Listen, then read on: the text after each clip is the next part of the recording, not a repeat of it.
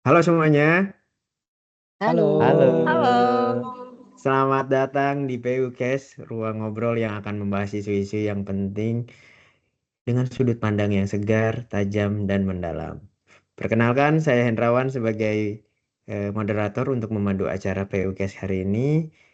Ya teman-teman, sebagai informasi ini adalah PUKes episode pertama teman-teman. Tepuk tangan dulu dong. Oke, hari ini kita akan membahas tentang suatu topik yang penting banget untuk generasi muda seperti kita ini tentang tantangan kebangsaan masa kini, teman-teman. Nah, untuk mengupas tema ini, kita kehadiran ada 4 narasumber kita, ada Mbak Hikmah, ada Mbak Husnul, ada Mas Hendra, Halo. dan ada Mas Hari. Halo. Boleh dong sebelum kita Halo. mulai tentang pembahasan tema yang lumayan berat ini, kenalan dulu dong. Boleh nggak sih? Dari Mbak Hikmah mungkin? Halo, nama saya Hikmat Rasana, biasa dipanggil Hikmah. Saya asalnya dari Jakarta. Oke, siap. Dari Mbak selanjutnya Mbak Husnul mungkin. Halo, nama saya Husnul Fatimah, bisa dipanggil Husnul, asal Makassar, dari Balai Jasa Konstruksi Wilayah 6 Makassar. Oke, ewaku Mas. Selanjutnya ada Mas Hendra. Mas Hendra boleh kenalan Mas? Halo. Nama saya Hendra Widiantono, biasa dipanggil Hendra. Saya asal Kalimantan Timur. Oke, siap, siap. Salam kenal Mas Hendra. Selanjutnya Mas Hari. Halo, nama saya Hari Imam Rastazi Mauduto. Nama panggilan Hari, saya asalnya dari Gorontalo. Oke. Yang satu pulau sama saya itu ada Mas Hari sama Mbak Husnul. Saya dari Palu. Rekan-rekan sekalian, saya dari BWS Sulawesi 3 di Kota Palu. Eh, ada dua nih ya kan yang beda pulau. Berdua ini dari Jakarta ya, saya dengar-dengar.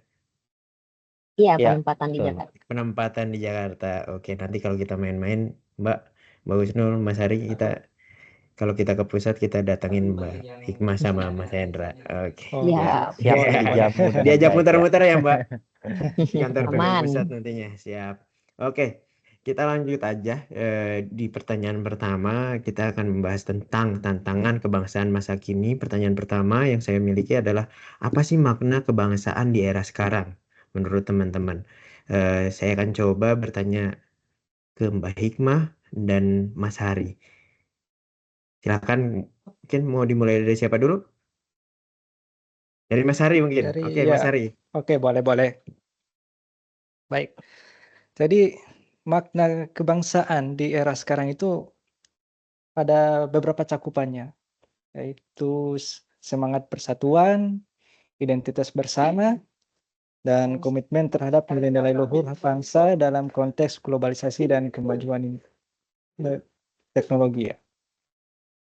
Di negara ini, kebangsaan itu harus berpijak pada 4 unsur konsensi dasar, Pancasila, Bhinneka Tunggal Ika, Undang-Undang Dasar 1945, dan satunya lagi itu apa dulu ya, sudah agak kelupaan ini. Santai aja Mas Hari, santai, Oh santai. ya, Relax, kita ngobrol-ngobrol santai aja kok. Tapi masalahnya oke. berat ya. Iya, jadi itu harus dimanifestasikan dalam adaptasi terhadap Kenapa tadi? tantangan modern seperti digitalisasi, pluralisme, dan dinamika geopolitik. Jadi kebangsaan ini tidak hanya tentang mempertahankan batas wilayah atau simbol negara, tapi juga tentang inklusivitas dan toleransi, partisipasi digital, keadilan sosial dan ekonomi, dan daya saing global.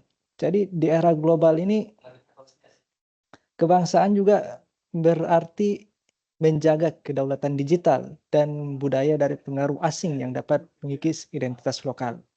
Tantangannya adalah menyeimbangkan keterbukaan global dengan penguatan nilai-nilai lokal, sehingga kebangsaan tetap relevan dan hidup di hati masyarakat. Oke, Cara saya itu siap. cukup saja. Mantap, mantap Mas Hari. Tepuk tangan dulu dong buat Mas Hari, teman-teman. untuk menjawab pertanyaan pertama. Selanjutnya kita mau denger nih dari Mbak Hikmah. Mbak Hikmah, gimana sih tanggapan Mbak Hikmah tentang makna kebangsaan di era sekarang ini?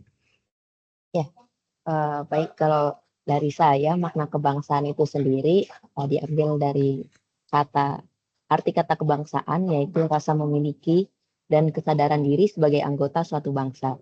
Jadi di era sekarang ini kita bisa apa sih sebagai warga? Kita sebagai generasi muda bisa menanamkan rasa memiliki ke Indonesia. Jadi ibarat kata kita memiliki bangsa Indonesia nih, kita memiliki Indonesia, apa sih yang bisa kita lakukan untuk menjaga barang yang kita miliki ini? Apa sih yang bisa kita lakukan? Pertama, menjaga persatuan, tidak melakukan ujaran kebencian, menyebarkan intoleransi. Terus kita sebagai warga bisa bijak dan bertanggung jawab di dunia digital maupun di dunia nyata. Selanjutnya dengan adanya perkembangan teknologi, kita juga bisa memperkuat nilai-nilai kebangsaan secara digital. Tapi selain itu kita tidak boleh menggunakan teknologi untuk memecah belah. Jadi kita harus tetap positif dalam menggunakan teknologi. Mungkin itu saja sih Mas. Oke, Kebangsaan. siap. Mantap banget ini penjelasan dari Mbak Hikmah. Tepuk tangan dulu dong, guys. Oke, teman-teman. Setelah kita membahas tentang makna kebangsaan di era sekarang, saya punya pertanyaan lagi. Bagaimana sih menurut teman-teman semangat generasi muda saat ini? Ya, saya akan bertanya coba ke Mas Hendra dan Mbak Husnul. Mungkin kita coba dulu dari Mbak Husnul ya, Mbak. Boleh, Mbak? Coba semangat nasionalisme yang sekarang tuh gimana sih, Mbak?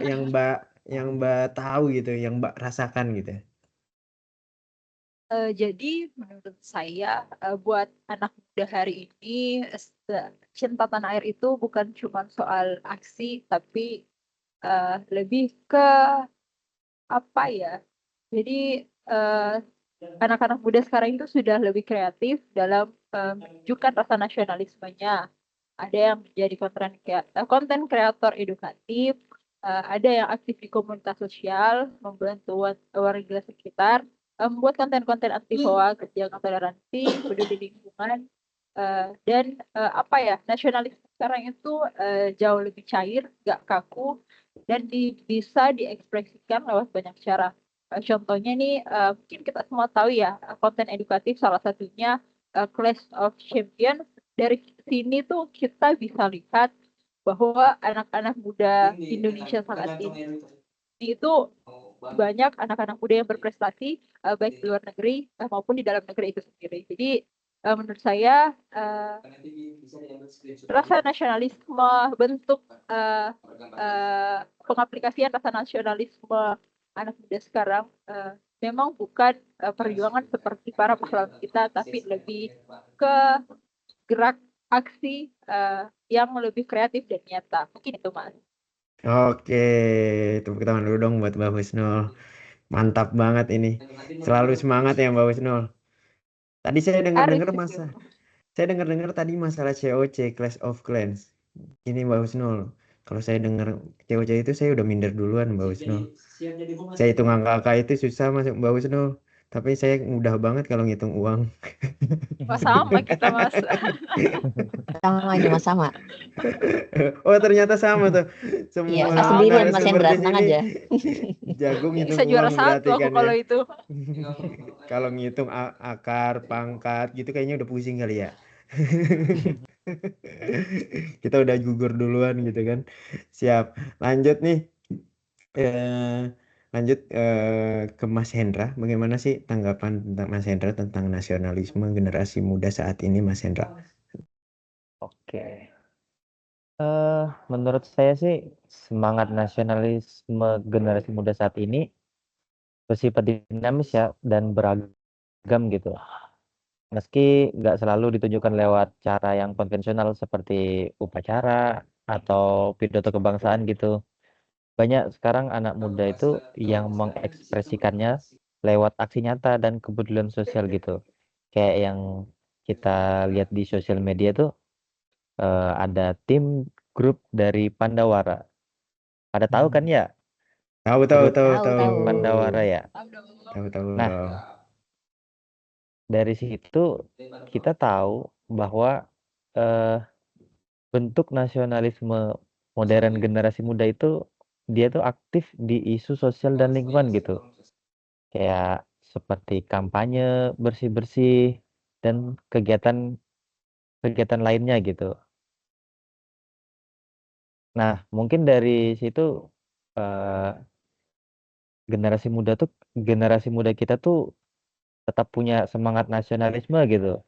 Hanya saja bentuknya lebih fleksibel ke dunia digital gitu.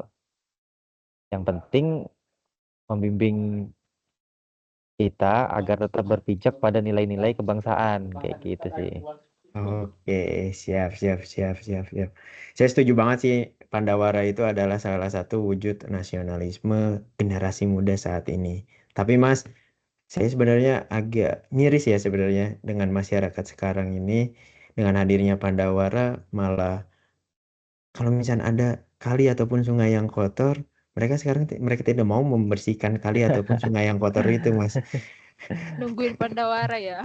Malah nungguin Pandawara, betul sekali. Tenang aja, nanti besok Pandawara datang kok ke kampung kita bikin kotor aja gitu kan. Baru mereka datang. Itu kan parah banget ya kan. Harusnya sih dari Pandawara, masyarakat ataupun generasi muda yang lain itu harusnya tergerak lah hatinya untuk eh, meniru malah ataupun lebih dari apa yang Pandawara lakukan. Seperti itu sih teman-teman sekalian.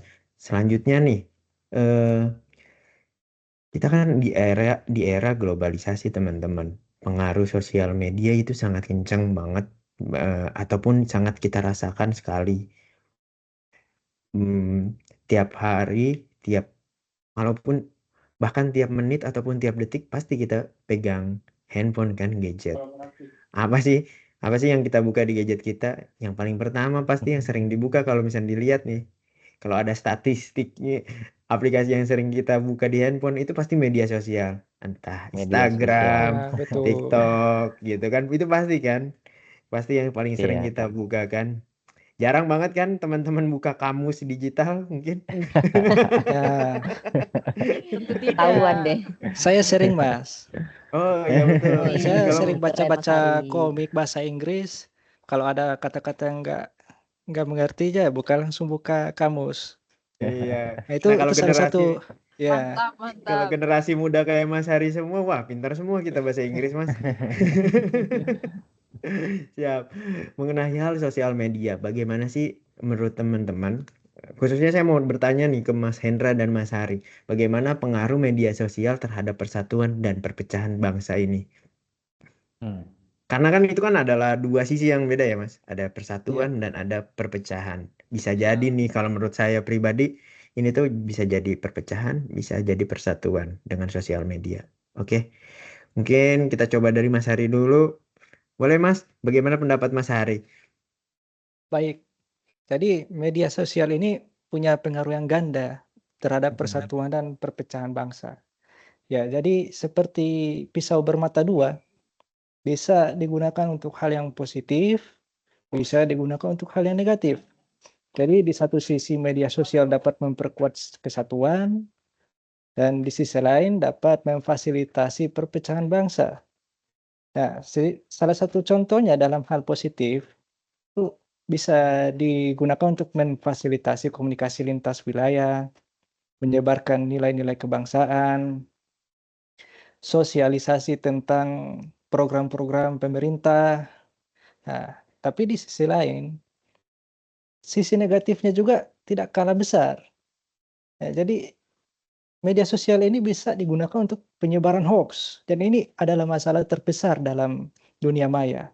Hoax itu dapat membuat orang saling berkonflik. Ujaran kebencian juga dapat membuat orang benci terhadap kelompok etnis atau agama atau ras tertentu. Nah, dan ini perkembangan teknologi ini sangat erat kaitannya dengan media sosial. Karena dulu kita hanya apa, telepon genggam itu harganya mahal dan hanya bisa melakukan panggilan telepon dan SMS. Sulit untuk menyebarkan informasi bagi pengguna-pengguna handphone ini. Nah, sekarang handphone sudah berubah nama jadi smartphone ya. Jadi semua Ya, orang sudah bisa mengaksesnya, mengakses media sosial. Mau dia miskin, mau dia kaya, semua bisa pakai smartphone sekarang ini. Jadi perkembangan teknologi ini memperbesar pengaruh dari media sosial terhadap lingkungan kebangsaan ini. Jadi perlu adanya upaya pendidikan terhadap masyarakat agar munculnya kesadaran diri bahwa apa informasi yang mereka sebarkan itu punya konsekuensi yang besar. Jadi di situ titik beratnya. Jadi itu saja dari saya. Oke, betul banget sih Mas. Media sosial itu bijak dalam kita apa namanya di media sosial, bijak di dalam media sosial itu sangat penting. Sebenarnya miris banget sih dengan banyak kasus yang dikit-dikit komen, misalnya suatu public figure itu komennya bukan menyemangati atau apa, malah ujaran kebencian yang isinya di komen-komen tersebut. Sebenarnya miris banget sih generasi muda, kenapa energinya tidak disalurkan ke hal yang lain gitu. Malah energinya disalurkan semua ke jempolnya masing-masing gak sih? Buat Iya, untuk berkomentar. benar. Betul iya banget. betul betul betul Oke, betul. selanjutnya dari Mas Hendra. Mas Hendra, bagaimana sih pengaruhnya media sosial untuk persatuan dan ataupun perpecahan bangsa menurut Mas Hendra? Oke, mungkin aku ngelihatnya dari sisi positifnya aja ya mungkin ya, karena tadi Boleh. dari dua sisi tadi udah dijelasin juga sama Mas Hmm. Hari. Saya setuju sih dengan pernyataannya Mas Hari sih. Media sosial itu semacam pisau bermata dua, punya dua sisi gitu. Yang satu sisi media sosial itu bisa menyatukan gitu, tapi di lain sisi bisa memecah belah gitu. Tergantung kita gimana kita menggunakannya gitu. Kalau aku ngelihatnya sih dari sisi positifnya aja ya. Dari sisi positifnya itu kita bisa menyatukan bangsa gitu. Seperti menyebarkan semangat persatuan. Contohnya nih, kayak kemarin-kemarin tuh kan ada tuh kampanye kayak bersatu melawan COVID dan sebagainya gitu kan.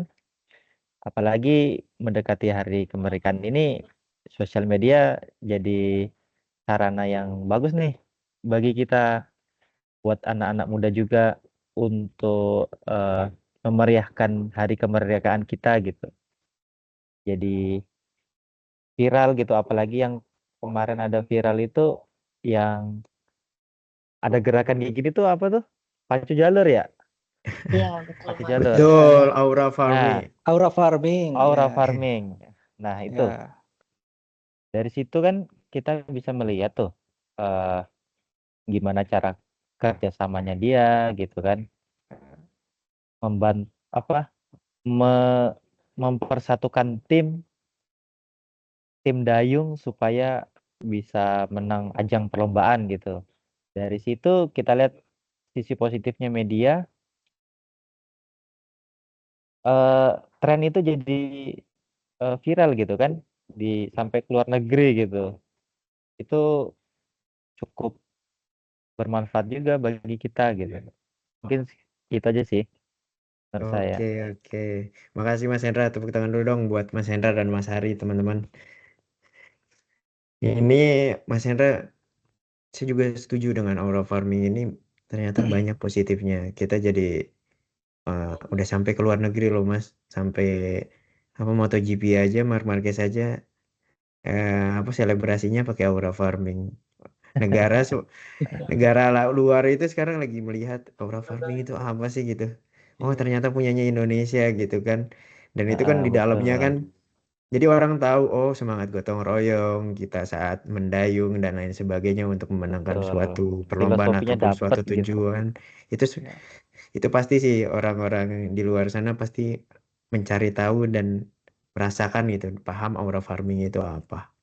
Dan orang Oke. Indonesia di luar negeri pun juga jadi merasa, oh ini loh Indonesiaku gitu kan. Oke, betul banget sih, betul.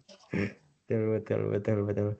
Oke, teman-teman, selanjutnya tadi kan kita di areanya teknologi ya, tentang globalisasi. Sebenarnya banyak-banyak kasus yang konvensional di isu-isu tentang di negara ini yang tiap tahun tuh bakal, menurut aku tuh muncul terus gitu sejauh Apa tuh? ini. Ah, ini tuh teman-teman pernah dengar nggak kasus tentang orang orang yang mengaku-ngaku dia membawa bom di dalam pesawat? Pernah Waduh, dengar nggak? Ya, Pernah dengar nggak? pernah sih, Pernah, ya. bikin pernah. panik sih itu. Iya, itu kan bikin panik banget ya. Masalahnya saya Heeh. hitung-hitung dalam 1 bulan itu sekitar sudah ada 2 loh. Dekat-dekat ini tuh sudah ada 2. Koreksi ya kalau saya salah. Yang saya tahu itu ada yang paling terbaru itu di Lion Air beberapa hari yang lalu. Yang sebelumnya lagi yang viral banget sampai eh, mendarat mendarat terpaksa gitu ya kan, langsung di Darurat gitu. darat mendarat darurat itu ada di Saudi Airlines, dan itu membawa jemaah haji malah. Nah, bagaimana tanggapan teman-teman, hal tersebut apakah termasuk terorisme atau bukan, dan bagaimana sih tanggapan teman-teman tentang tren kasus ya, ini kan kasus terorisme sudah ada tren baru gitu teman-teman sekarang.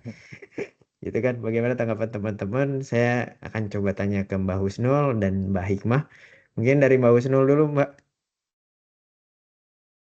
Baik Mas, menurut saya dalam kondisi dalam pesawat terus ngaku-ngaku bawa bom itu sebenarnya bukan hal lucu-lucuan lagi. Itu bisa masuk kategori yang serius, bahkan bisa dibilang itu salah satu tindak terorisme. Karena itu bukan cuman bikin orang panik, tapi juga bisa menyebabkan penerbangan delay, terus kerugian maskapai juga karena merusak kepercayaan sistem keamanan bandara. Jadi, menurut saya di dunia penerbangan itu semua bentuk ancaman, baik itu nyata ataupun cuman candaan, itu tetap dianggap serius karena, tingkat resiko keamanan, dalam pesawat itu termasuk, high risk. Jadi hal-hal sensitif lain, pasti itu sangat ini, berpengaruh. Menurut saya itu sangat tidak keren ya dan tidak masuk akal sebenarnya. Jadi seharusnya para penumpang, harus tetap ikut aturan dan, hal-hal yang kayak begini juga, mesti di cross check kembali sebelum diviralkan sebenarnya sih, Mas. Baik, itu aja sih menurut saya. Oke, oke, oke, betul, betul. Sekarang nih kita lanjut nih ke Mbak Hikmah. Bagaimana Mbak Hikmah tentang tren kasus terorisme yang sekarang ini, Mbak? Ya, tadi seperti yang udah dijelaskan Mas Hendrawan ya, kalau orang sekarang tuh jarinya apa ya, enteng lah gitu kalau untuk komen apa segala macam. Nah, tapi sekarang nih udah mulai melebar nih, selain jarinya yang enteng, mulutnya enteng juga. Jadi kayak suka istilah katanya bahasa gaulnya asbun. Jadi Asbun, benar. iya asbun banget Banget gitu. banget. Kan niatnya kan kalau saya baca beritanya sih itu dia kesal sama pihak maskapai gara-gara masalah bagasi entah apa gitu. Jadi dia mau bikin keributan untuk membalas perbuatan si maskapai tersebut. Cuman kalau menurut saya si bapak ini kurang bijak gitu dalam mengutarakan kemarahannya. Karena dia menurut saya egois ya, nggak memikirkan penumpang lain yang panik, entah eee, ada yang siapa tahu di sana ada yang punya penyakit jantung gitu kan, dengar kata bom, bom!" Langsung, eee, kan efeknya jadi ke mana-mana gitu. Harusnya dia lebih bijak lagi dan itu menurut saya udah masuk terorisme sih, entah itu niatnya apa, maksudnya bercanda atau maksudnya, protes ke maskapai, tetap aja itu masuk terorisme. Dan menurut saya, bisa diambil pelajaran buat karena ini udah viral gitu kan, bisa diambil hikmahnya gitu buat teman-teman semua, sama buat netizen-netizen yang membaca. Ini kan ceritanya kasusnya udah masuk ke pidana, jadi tersangka gitu. Nah, kita ke depannya harus menjaga mulut lah biar nggak asbun gitu kalau misalnya di tempat umum gitu sih Mas. Betul, oke. Siap, saya setuju juga sama Mbak Hikmah. Karena kebanyakan itu kasus-kasus yang seperti itu di media sosial ataupun ya sekarang ya Mbak ya, asal asbun itu kebanyakan generasi muda nggak sih Mbak? Bener nggak sih Mbak? Generasi muda itu saya miris banget gitu. Kita juga kan generasi muda, kebanyakan Gen Z gitu kan. Eh, saya miris banget tentang adanya apa namanya media sosial ini bukan dijadikan media yang benar-benar untuk yang selayaknya media sosial, tapi malah jadi ujaran kebencian, terus jadi menyebarkan berita hoax dan lain sebagainya sih. Nah, dari beberapa kasus yang kita tadi bahas itu ada tentang hoax, tentang ujaran kebencian, terus ada kasus juga ya teman-teman, kasus tentang bom juga, terorisme. Nah, apa sih pesan-pesan dari teman-teman semuanya mengenai untuk generasi muda saat ini untuk menanggapi ataupun apa ya, menanggapi ataupun menyikapi isu-isu yang terjadi di masyarakat saat ini. Boleh dong dari Mas Hendra dulu pesannya Mas untuk generasi muda saat ini Mas tentang isu-isu yang ada Mas. Oke, makasih kesempatannya. Em, Mungkin kita harus ini ya, perkuat pendidikan wawasan kebangsaan kita gitu. Kita harus eh, perkuat pendidikan Pancasila, sejarah, dan juga kewarganegaraan gitu. Mungkin kan metode yang sering kita temui kan metode teori aja ya. Hmm, Kontekstualan ini mungkin kita harus rubah ke metode yang interaktif gitu sehingga eh, lebih aktif dan nggak hanya teori gitu. Itu mungkin satu kata untuk kita, eh, bangsa ini besar bukan karena tidak punya masalah gitu, tapi karena kita mampu bangkit dan bersatu setiap kali diuji. Itu sih Mas. siap. Mantap, mantap, mantap, mantap, mantap. Selanjutnya mungkin dari Mbak Hikmah. Nah, gimana tuh Mbak pesan-pesan untuk generasi muda? Ya, karena dari Mas Hendra sudah agak panjang, kalau saya singkat saja kayak Kak Gen, Singkat saja gitu. singkat saja untuk anak-anak muda sekarang pesannya jaga jari kita, jaga etika kita dan perbanyak action kita. Itu sih Oke, Mas. siap, mantap. Baik, mantap, singkat, padat, dan jelas. Selanjutnya, Mas Hari, mungkin Mas Hari, pesan-pesan Mas buat generasi muda Mas.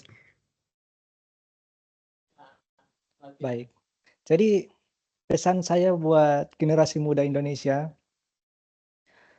jagalah apa yang telah diwariskan oleh para pendiri bangsa. Seperti Pancasila, Undang-Undang Dasar 1945, nah itu bisa jadi pegangan hidup bagi kalian yang nantinya akan meski apa keduanya itu hanya suatu hal yang abstrak, tapi hal yang abstrak akan bisa dihancurkan oleh apapun. Senjata apapun, apapun senjata itu tidak akan bisa menghancurkan nilai-nilai yang telah kalian tanam dalam hati kalian. Peganglah Pancasila untuk kemajuan bangsa. Siap, oke, Itu mantap saja. Mas Hari. Ya. Selanjutnya nih yang terakhir nih Mbak Husnul. Mbak Husnul kalau yang terakhir biasanya gongnya gitu loh Mbak. Jadi Mbak harus jadi gong gitu kan. Jadi pesan untuk generasi muda, berani bermimpi besar, tapi jangan lupa langkah kecil.